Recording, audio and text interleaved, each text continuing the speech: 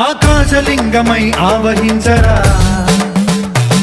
ఢమఢమఢమని డమరుక ధ్వని సలిపి జడదని వదిలించరా శ్రీవాయులింగమై సంచరించరా అణువణువున తన తనువున నిలిచి చలనమే కలిగించరా భస్మం చేసే అసురుని